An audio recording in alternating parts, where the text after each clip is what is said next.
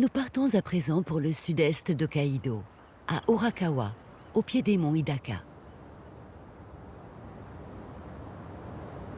Entre les montagnes et l'océan Pacifique s'étend le district d'Horakawa.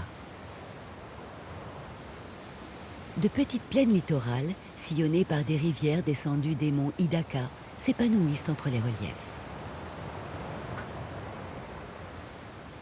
Horakawa est reconnu comme le fief d'un élevage tout à fait spécifique, les chevaux de course. Si Hokkaido concentre 90% des élevages du Japon, soit près de 800 fermes, le district d'Horakawa en compte à lui seul plus de 300. De nombreux champions y sont nés, essentiellement des pur-sangs qui ont remporté des courses prestigieuses. Des animaux qui pour certains sont révérés comme des dieux, les courses hippiques étant devenues extrêmement populaires au Japon. Le revers de cet engouement et de l'économie florissante qui en découle, c'est que la retraite des chevaux de course n'est encore souvent pas prise en considération. Une majorité d'entre eux est ainsi abattue. À Horakawa, une femme, Hatsumi Kuroiwa, a décidé de changer cela. Je ne connais personne qui déteste les chevaux.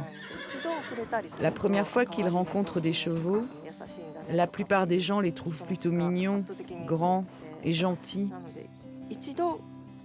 Je voudrais que les gens puissent rencontrer des chevaux et se rendre compte de leur gentillesse.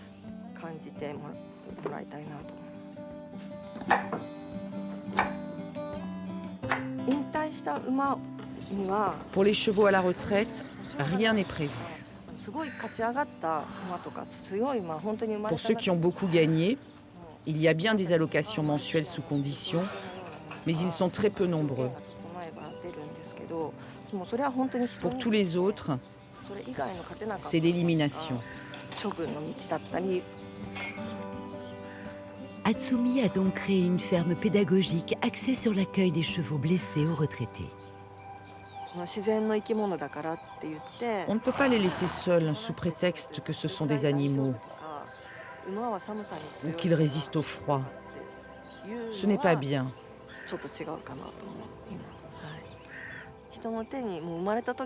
Ils sont élevés par des humains depuis leur naissance. Donc, le bonheur pour eux, c'est qu'on s'occupe d'eux jusqu'à la fin, sans les tuer, alors qu'ils peuvent encore vivre.